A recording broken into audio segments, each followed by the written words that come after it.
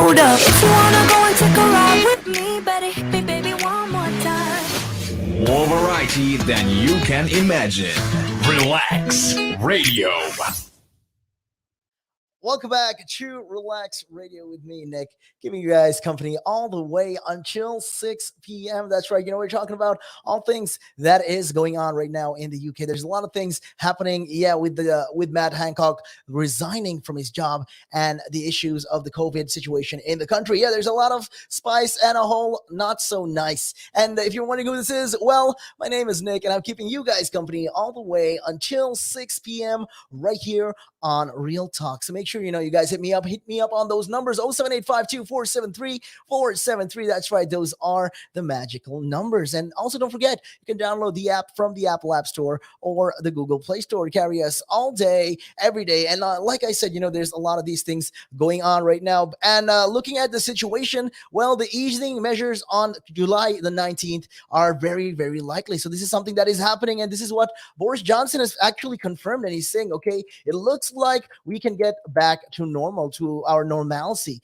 is what he's trying to say. And he has been suggesting that the country gets back to normal as soon as practical. And with the rising cases in the Delta variant right now, he had to delay the recent lifting of the restrictions, but now he's make sure that we're on the go, and this is something that is going to happen at July. So let's see how it goes. And the people in England are very likely to return to pretty much life before COVID on the 19th of July. I mean, that's a stretch if you ask me. A stretch, when you say your life before COVID. Well, pre-pandemic, like I said, life was way more different than it is right now. With the pandemic happening across the country, well, it's not going to be likely that we can return back to the pre-pandemic times. So I don't really see what Prime Minister Boris Johnson is getting on in this particular topic. He has been talking about all these things. So all we can do is, notice hopefully in the future that he may come up with a sensible plan. And he didn't go on to say that it is sensible that we stick to our plan, but a cautious but irreversible approach to lifting the lockdown right now is remaining, to lifting all of this remaining restrictions. What he's essentially trying to say is trying to put it out there that, it is, it's a smart idea what we did. We had to lift the lockdown a month later than we were supposed to originally, but it comes with its rewards. So the final stages of easing the lockdown measures was previously put back by 4 weeks. That was from the 21st of June. So that is what a lot of people have been officially calling it Freedom Day. It was originally supposed to be 21st of June, but then, thinking about it, isn't the 19th of July more fitting to be called Freedom Day? Because, we are actually coming back out of it. So I don't know. That's just me adding my 2 cents in right there. So the new Health Secretary, Sajid Javid, will update MPs later on the restrictions. And the planned easing on the 21st of June was delayed amid concerns over the spread of the Delta variant. So when announcing the delay, the Prime Minister promised a review after 2 weeks. And yeah, he did discuss about a review. He did mention, okay, this is what we're going to do. This is how we're going to approach this, and we're going to make sure that we come forward with a review, and we're going to review our system and how we're going to tackle this particular issue and particular matter at hand. And looking also at the other things aside, travelers from the UK to mainland Portugal will now be required to quarantine for 14 days on arrival. So a lot of these people coming in from Portugal, UK, a lot of our UK residents coming in will now be asked to isolate for 14 days on arrival unless they've been fully vaccinated for at least 2 weeks. So the people who do come into the country and who have had already their vaccinations, well, it better be between 2 weeks. It's all at least a minimum time frame of 2 weeks before, after their vaccine. Well, Portugal, which was initially removed from the UK's green list, a travel list of quarantine-free destinations earlier this month, has brought in the new legislation until at least the 11th of July. So it does not apply to the Portuguese island of Madeira, which is also being added to the UK's green list on Wednesday, or the Azores, which is staying on the amber list. So right now they're saying this is what's going to happen. Well, a lot of people who from the UK who are traveling to Portugal will be required to isolate for at least 14 days on arrival. So the Portuguese government has finally decided, okay, this is how we're going to do it. Right now, this is the risk because there's a number of cases. It has been increasing. So what we're going to do is we're going to tackle it like this. This is the best approach that we can do. And looking at all these things, also the Hong Kong government has announced new measures banning all passenger flights from the UK from the 1st of July after adding the country to its extremely high risk group. I mean, that is for me, that is a little bit intriguing, because looking at the situation for China, for Hong Kong rather, to say that okay, the UK has a lot of high risk group, it's ironic, because you can see how the UK tackled the situation, and they put a lot of these other countries that were not supposed to be in the lockdown, they put them in these red zones. So right now Hong Kong has put the UK in its extremely high risk group. That's what they're calling it. So, speaking on Monday, Mr. Johnson also went on to say, although there are some encouraging signs and the number of deaths remain low and the number of hospitalizations remain low, well, though both are going up a bit, we are seeing an increase in cases. So right now he is admitting to it. And he is saying, okay, listen, we are seeing some sort of increase in cases. So he further went on to say, so we think it's sensible to stick to our plan to have a cautious but irreversible approach and use the next 3 weeks or so to complete as much as we can of that vaccine rollout. So, and then with every day that goes by, it's clearer to me and all our scientific advisors that we are very likely to be in a position on the 19th of July to say that really is the terminus. So that is the end date. This is what he's talking about. He's making sure that the 19th of July. If you don't hear me now, well, you better hear loud and clear. Right now, I'm telling you, the Prime Minister has officially said that the 19th of July will be the terminus. And we can go back to life as it was before COVID as far as possible. So I mean that statement also just raises the question: how far do you mean? How far? As far as possible? Are you trying to tell us, okay, what, we don't have to follow social distancing, but will we still be required to wear masks, or to make sure that we sanitize our hands regularly, or what is it that he means when he says as close as possible? I'm just really intrigued right now. And Mr. Javid's address, which will come less than 48 hours after taking the role from Matt Hancock's resignation. Oh, we're going to be talking about that as well, is expected in the House of Commons at about 5:30 BST. So Mr. Javed said, I want to see the restrictions lifted and life going back to normal as quickly as possible. And that is my absolute priority. I want to see those restrictions lifted as soon as we can. And he said, it's going to be irreversible. There's no going back. And that's why we want to be careful during that process. And he was appointed on Saturday evening, shortly after Mr. Hancock resigned for breaching social distancing guidance. And there's been a lot of pressure, on Matt Hancock with that recent regard. We'll definitely be talking about that and looking at all of these things. And going on further, there's also lots of talks about encouraging data. But with the infection levels climbing rapidly, how can that actually be? How can this data actually be encouraging? I mean, get to the point and try to make it clear. Like, the government says all these data are getting encouraging, but how can that actually be if there's still a level of climbing of the infection? So how? Make it clear for us. Well, the key is actually in the picture emerging with hospital cases and deaths. So when initial delay to step 4 was announced, infection rates had just started rising, and government scientists were worried what could lead to with the vaccination program not fully rolled out. So the past few weeks, well, they provided clarity about what we can expect. And the answers can be found by comparing the start of the second wave in the autumn with what is happening right now. So during September and October, cases were rising as much as they are right now. But right now, they've come down lower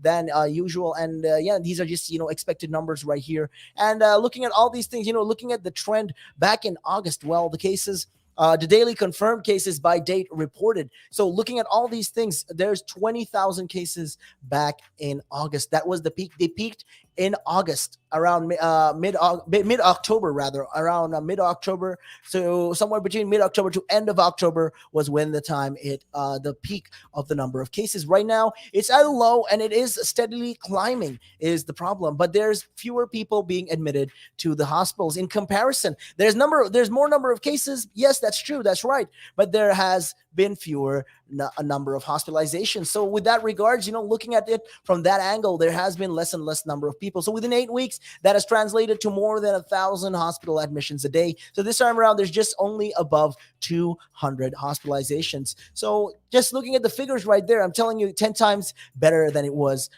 around October, around autumn 2020. So there is even better news with the deaths as well. So the latest estimates show fewer than 1 in 1,000 infections is leading to a death. At the peak of winter wave, it was 1 in 60. So 1 in 1,000 people. There will like looking at the probabilities right there. 1 in 1,000, there's a chance of someone dying. 1 in 1,000.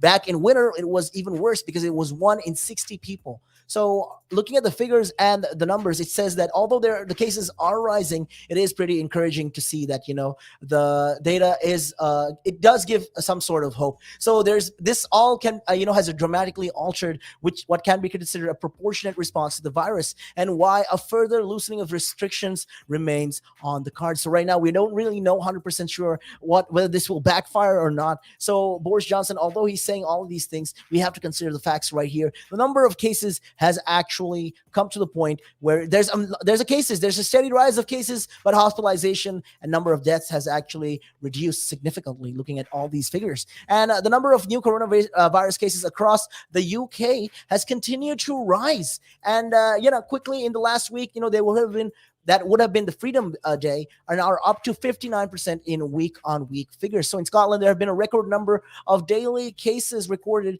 with a further 3,285 cases reported on Monday, surpassing the previous high of the 2,999 from Thursday. So the latest figures show that across the UK, 44 million people, or at least 84.1% of all the adults, have had their first jab, and more than 32 million, that is 61.6% of the adult population, have had their second jab. So they've had their second doses. So there's a big population that has had their second dose. So looking at all these figures in consideration, I'm telling you right now, it is the way it is going. It looks like the numbers are encouraging. So let's see how it goes as we go along with the measures. Hopefully by the time July comes, we have just a couple of more days until July comes. And then once July comes rolling in, we will see the exact figures, and they will come to a steady decision about whether there will be the 19th of July will actually be the terminus date. And when I say terminus, I mean the irreversible approach to lifting all restrictions in the UK and getting back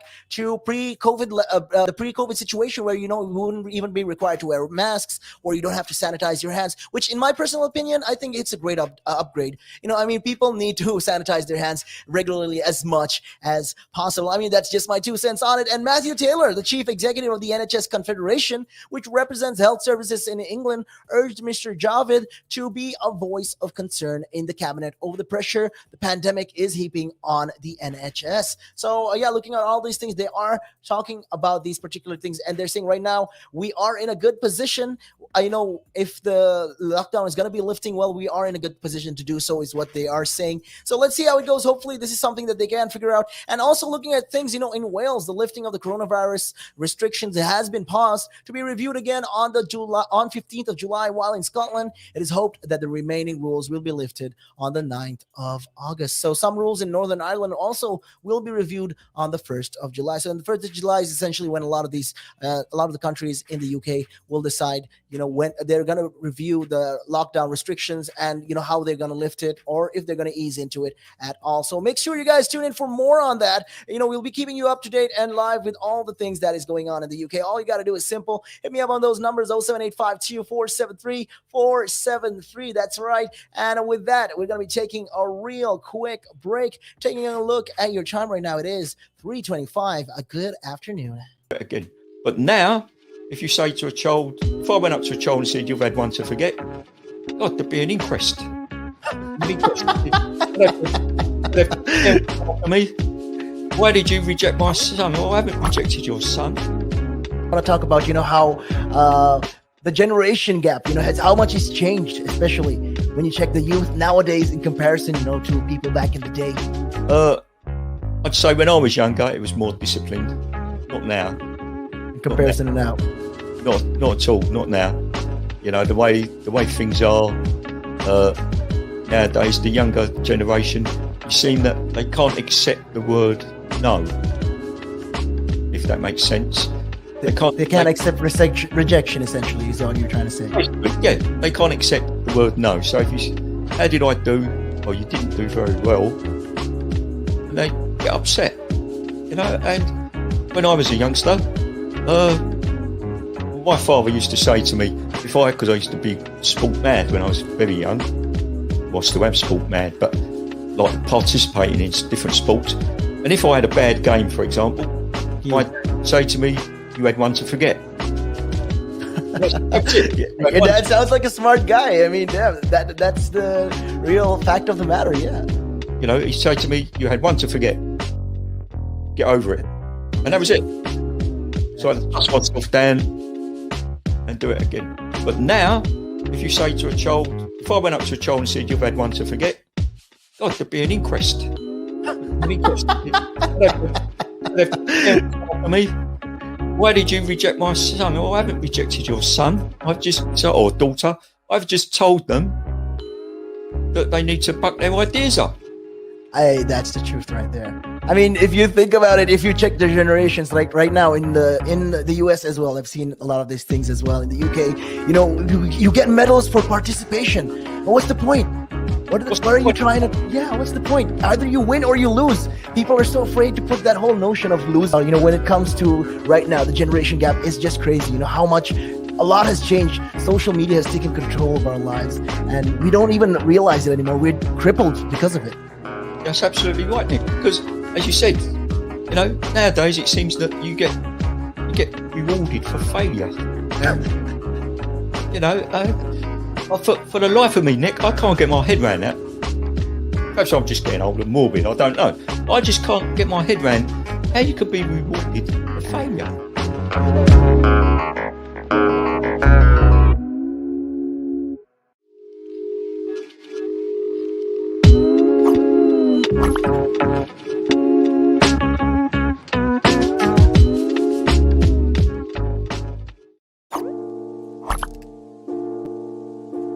One of the easiest ways to increase your net worth is to ensure that you have higher cash flows. And one of the easiest ways to do that is to not buy things on hire purchase, not buy things over months and months because you can't afford them now, but you want it. It's kind of that delayed gratification.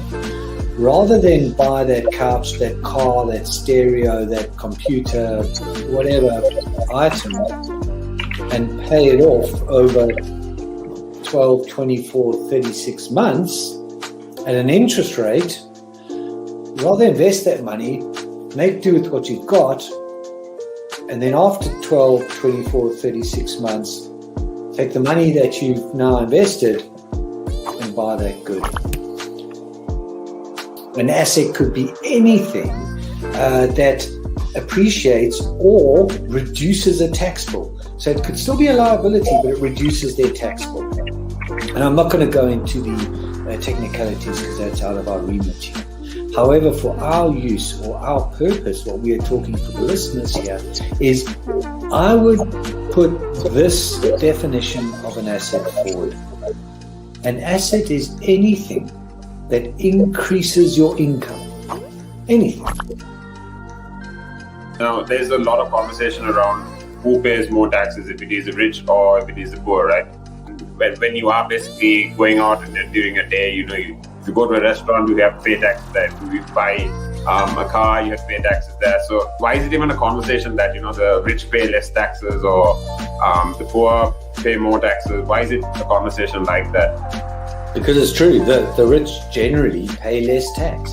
A rich person walks into a Tesco's or a Sainsbury's, they're not going to get a different bill than another person, right? They're still going to pay the same VAT on those goods. They're still going to pay the same thing. So that's all the same. However, the differences come in if you can pay yourself from your own company, you can structure it in a way that you pay less income tax through paying a bit of salary, paying dividends and so forth, and then also deferring income. Also, your pension payments or contributions can be different. So that increases your tax sort of gap, if that, you know, if you want to use it that way. Where a PAYE person just gets paid salary and bonus. And now those are the most highly taxed sources of income in the UK, definitely, you know, in the UK.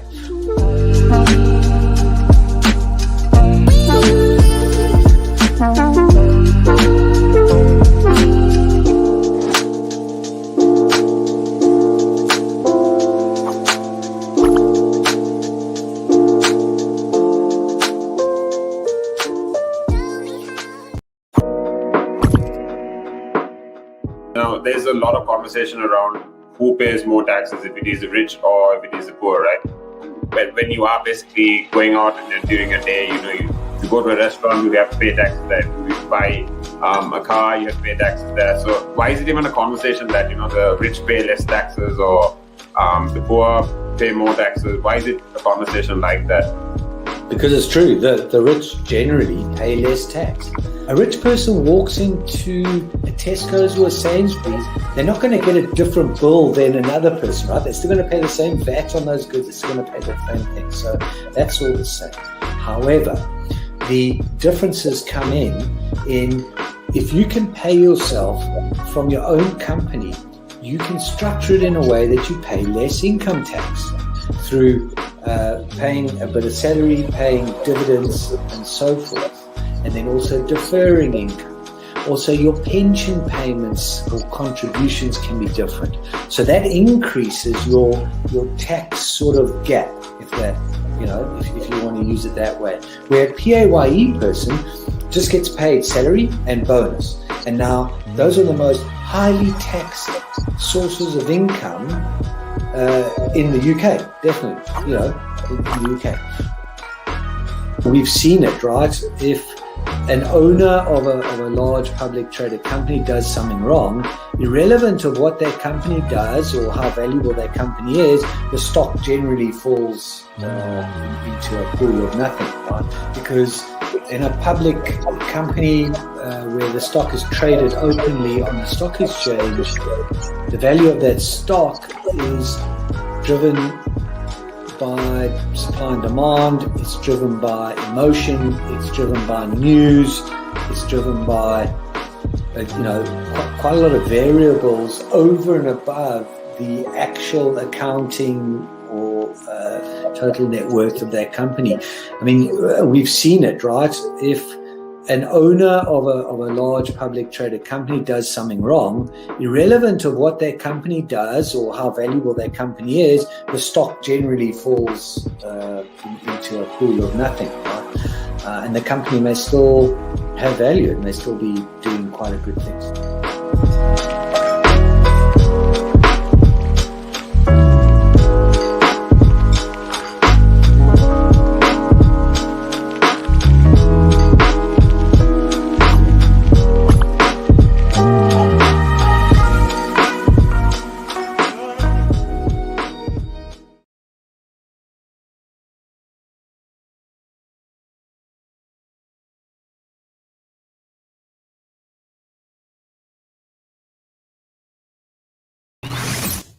Welcome back to Relax Radio, RELAKS, with me, Nick. That's right. We're talking about all things that is going on in the UK, and there's a lot of actual discussion and talk going on, and the ministers have actually been urging the public to eat less meat. That's something interesting. In case you guys are wondering what this is, well, my name is Nick, keeping you company all the way until 6 p.m. That's right. And if you want to be part of the show, well, it's pretty simple. The numbers are 07852-473-473. That's right. Those are the magical numbers right there. And also, you can always check us out on our social media platforms. That's right. We are on pretty much big on Facebook, we're on Instagram as well, and we are pretty much big on YouTube. So all you got to do is simply like, follow, subscribe, and share. That's all you got to do to be a part of the fun all day, every day. And looking at all things that is going on in the UK, and getting back to it, the ministers have actually been talking and urging the public to eat less meat. Well, that rhymed, yes, but hey, thinking about all this, I mean, it's interesting that the government suddenly realized that they care about our, when it comes to our health and what we eat. Well, the UK public should be urged, actually, by the government to protect the climate by eating less meat and dairy products. This is what advisors are talking about. And if you want to make a first step, if you want to move to the first step, well, the first thing you could do is eat less meat. This is what the advisors are saying. And cattle are a major source of plant heating gases, but ministers fear a backlash if they ask people to cut down on steak. I mean, Come on, let's be honest for 1 second, quick second, microsecond right here, thinking about it. The people will definitely be angry about it. I mean, how can you ask someone not to eat something unless, of course, we eat it in proportion? You can't tell someone to completely cut off meat. That's something, I mean, me as a person who loves eating my fair share of, burgers, steak, beef, whatever, whatever it may be. Well, it's very difficult for the government to do that because there will be a big backlash from the public. And the Climate Change Committee, or the CCC, says people should reduce meat eating for their health as well as for the planet. They're saying, okay, this is what's going to happen. You're going to benefit. The country will benefit from it. The world will benefit from it. And they will benefit from it as well. The people will benefit from it as well. It's going to be good for your health, and it's going to be good for the planet, is what they're arguing about. And they're trying to, they're trying to assert the people and tell them, okay, listen, this is the reason why we're asking you to do these particular things. So it says that the issues of one of the main failings of a government, which is delivering only a fifth of its pledges on climate change. So people should be asked to eat 20% less meat and dairy products by 2030, and a fifth of its pledge on this, and by 31st, they're saying, okay, by 2030, well, 20% people, 20% less meat should be consumed in the United Kingdom. And by the time 35% less should be by 2050. This is what the CCC has been insisting on. And they're saying, okay, this is how we want to do it. Well, the CCC says Boris Johnson must devise and must come up with a way and implement that particular way based on, evidence-based policies to encourage healthier diets and set clear targets. So it says, a report say the Prime Minister's remarkable climate leadership is undermined by the inadequate policies and poor implementation in many areas of policy. And a government spokesperson said its net zero strategy due in the autumn would show where carbon cuts would be imposed across the economy. So net zero refers essentially to the reducing emissions of greenhouse gases as much as possible, and then balancing out any remaining releases by absorbing an equivalent amount from the atmosphere. So, for example, this is what the plants do. I mean, when you look at it, plants, essentially what they do is they release a lot of oxygen. At the same time, at night, they take in oxygen as well, and they release carbon dioxide. So this is what they're trying to say. It remains, equivalent to in the atmosphere. But the committee complains. The committee has been complaining about this, which is the CCC. Well, the Climate Change Committee has been complaining about this particular matter, and they're saying, okay, right now that the public hasn't been engaged to make changes essential for protecting the climate. So in addition to meat and dairy, they are heating. Well, sales of new gas boilers should be stopped by 2033. People will mostly convert, to pump heats instead, is what they say. So this will involve disruption, and the CCC says ministers will have to subsidize the installation costs as well. And these are just, one of the things that they want to do. And they're saying the other one is power bills. Well, the committee members want to see tax taken off clean electricity and maybe shifted on to more polluting gas. So although power bills for poor households should not rise. So this is one of the things they're saying, okay, when it comes to the power bills and paying the bills, well, we have to tax more of the pollution on gases in comparison to electricity. If it's pure electricity, if it's coming out of green electricity, well, we don't need to tax this. But then if it's coming out of these coal gases or any of that sort, well, we will have to make sure that we maybe increase the taxes on that, but not increase the power bill for people who are in struggling households. So looking at all of this, also flying has also been included in the list. Well, flying, so frequent flyers, people who fly frequently, will need to be curbed, and the CCC believes this needs to be taking place.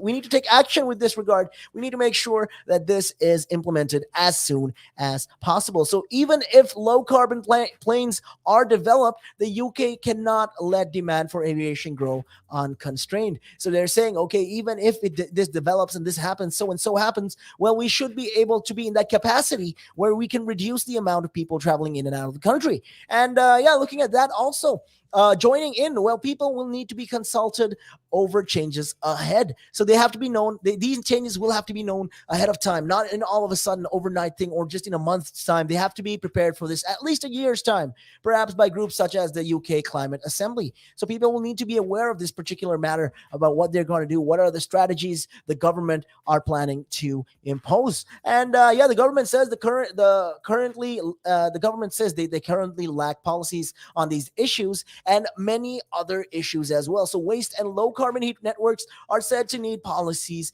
too. So the committee chairman, Lord Dibin, said the Prime Minister's commitments on the international stage to cut emissions 78% by 2035 are remarkable decisions. And he added that the object of achieving net zero emissions by 2050 sets a major example to other nations. So the trouble, he said, is that the delivery has not been there. And almost all things that should have happened have either been delayed or not hit the mark. Well, all these things that should have happened and should have not been delayed, well, they failed to hit the mark, and they need to step up very quickly. They need to do it now as soon as possible. And the CCC says that the CCC's chief executive, Chris Stark, funny name. It kind of reminds me of Iron Man for some reason, but yes, Chris Stark went on to say that he was very concerned by the gulf between promises and actions. And his report laid some fundamental principles for the journey towards a net zero carbon economy. And it urges, the Treasury to protect the poorest from the cost of climate change policies. And it says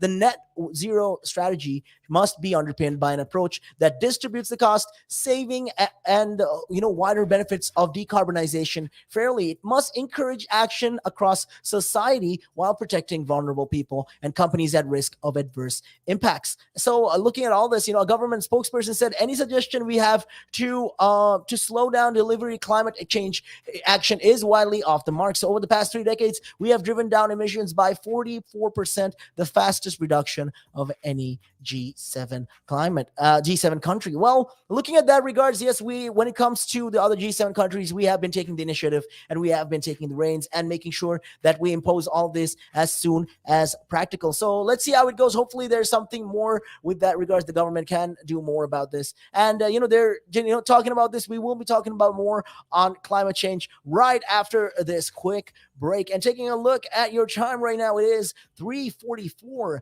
Good afternoon. And it gives them something to look at, and it makes them laugh. It makes them laugh. So that's why I do it.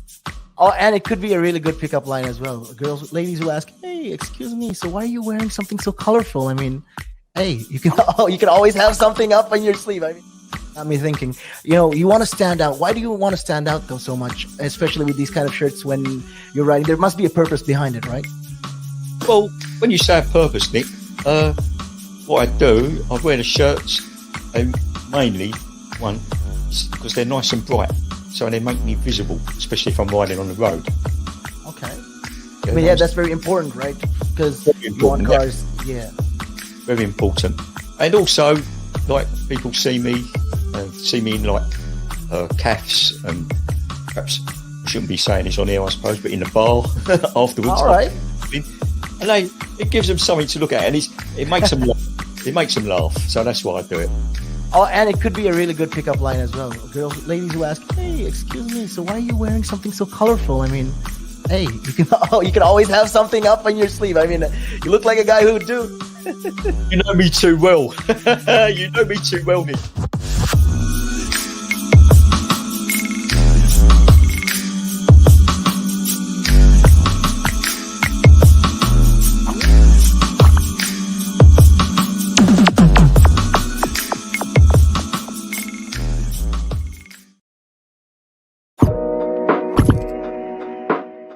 Now, there's a lot of conversation around who pays more taxes, if it is the rich or if it is the poor, right?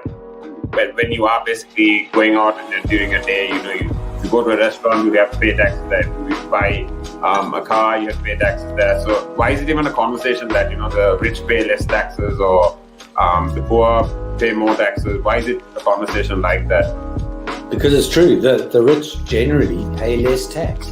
A rich person walks into a Tesco's or a Sainsbury's, they're not going to get a different bill than another person, right? They're still going to pay the same VAT on those goods, they're still going to pay the same thing. So that's all the same. However, the differences come in if you can pay yourself from your own company, you can structure it in a way that you pay less income tax through paying a bit of salary, paying dividends and so forth, and then also deferring income. Also, your pension payments or contributions can be different.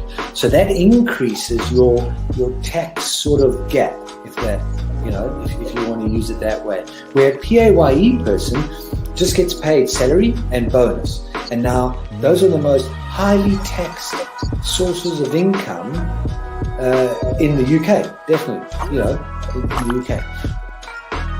We've seen it, right? If an owner of a large public traded company does something wrong, irrelevant of what that company does or how valuable that company is, the stock generally falls into a pool of nothing, right? Because in a public company where the stock is traded openly on the stock exchange, the value of that stock is driven by supply and demand, it's driven by emotion, it's driven by news, it's driven by quite a lot of variables over and above the actual accounting or total net worth of that company. I mean, we've seen it, right? If an owner of a large public traded company does something wrong, irrelevant of what that company does or how valuable that company is, the stock generally falls into a pool of nothing, right? And the company may still have value, it may still be doing quite a good thing.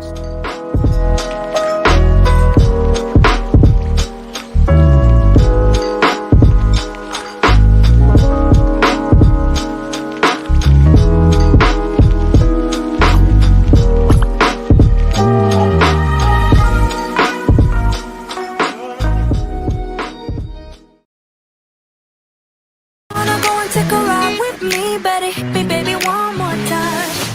More variety than you can imagine. Relax Radio.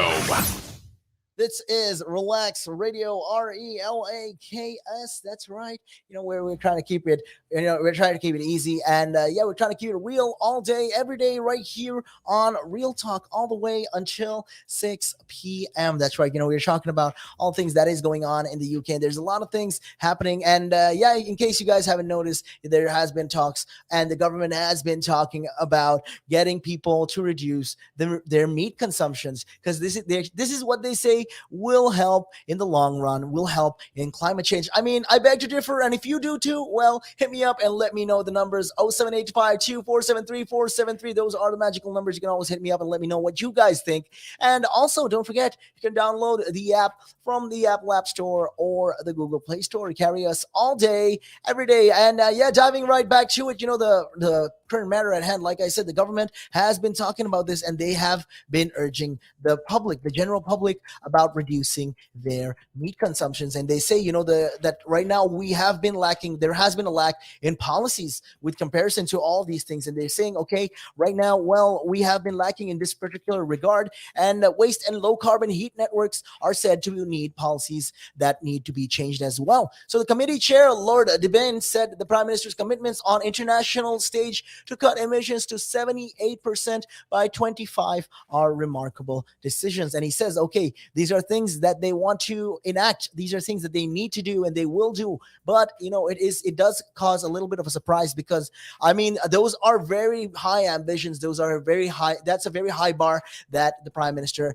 has set. And looking at all these things also, he added, the committee chairman went on to say that the object of achieving net zero emissions by 2050 sets a major example to other nations. So other nations also will be awestruck, I'd like to say, is the correct word here, because what they want to do is the UK is trying and aiming for big goals, and that goal is to make sure that we hit net zero by 2050, hopefully. So 2050 is the year that they're planning to do. Let's see how it goes. And the committee chairman went on to say that the trouble, he said, is that the delivery has not been there. Almost all things that should have happened have either been delayed or not hit the mark. And they say they need to step up very rapidly. They need to up their game. They need to make sure that they keep up with the promise, because they did say all these things, but where is the substance? There's a lot of talk, but not enough substance is what they're saying. And the CCC's chief executive, Chris Stark, said he was very concerned by the gulf between promises and action, and he's reported report laid down some fundamental principles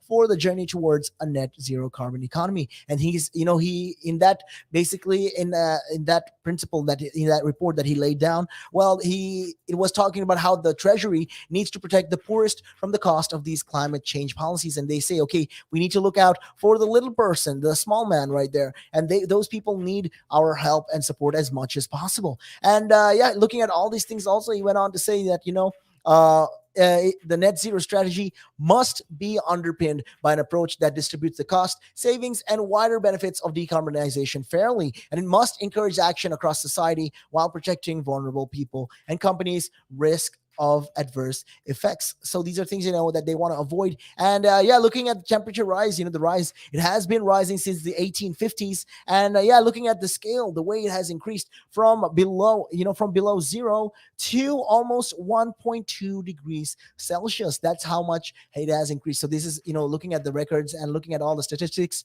1850 rather was the pre-industrial time, and now that we've hit the industrial time and technological times and all this, at the current rate that we are going in, we might hit 1.2 degrees Celsius by the time we come to 2025. So the government spokesperson said any suggestion we have been too slow to deliver climate change action is widely off the mark. So over the past 3 decades, we have driven down emissions by 44%, the fastest reduction of any G7 countries. And we've set some of the most ambitious targets in the world for the future as well. So in recent months, we've made clear with record investment in wind power, a new UK emission trading scheme, £5.2 billion investment in flood and sea defenses, clear plans to decarbonize heavy industry and North Sea oil, and business pledges to becoming net zero by 2050 or earlier. So our strategies this year will be set out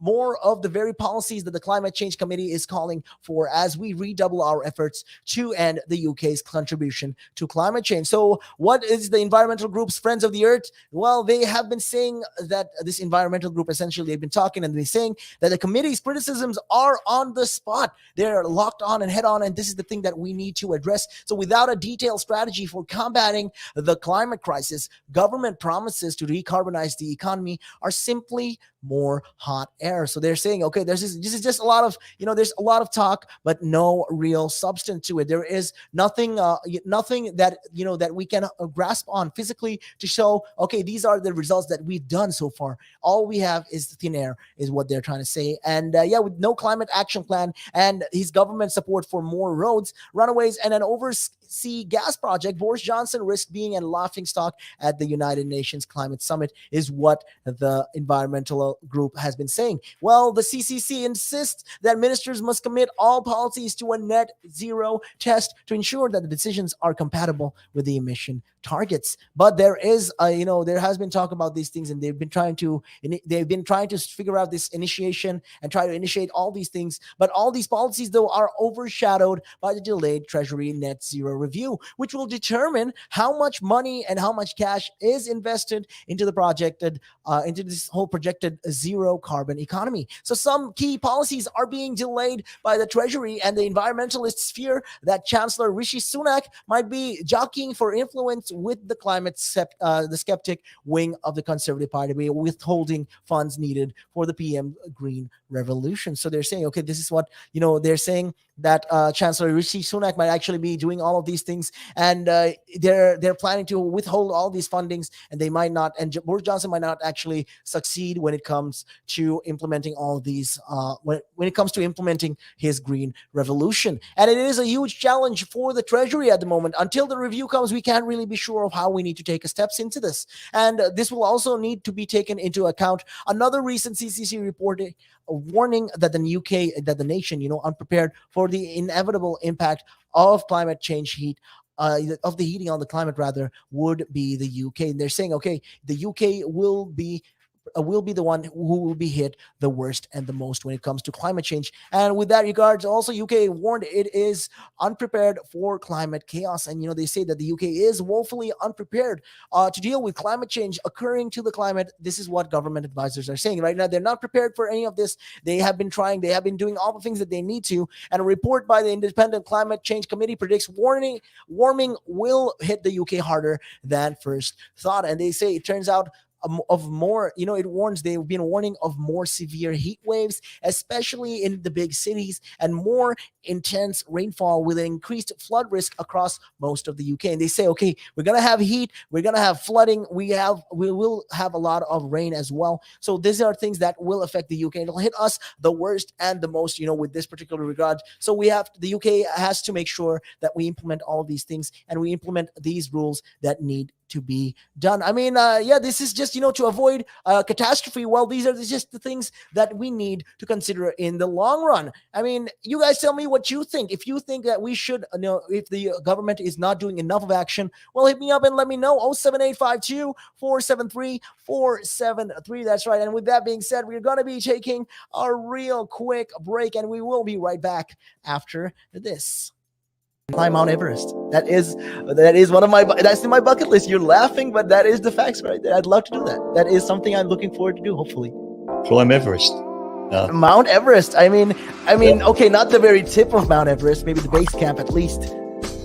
They're talking about mental health. Well, if you went out and got some exercise in the fresh air, that would improve your mental health. It will make you feel better. That's true. That is true.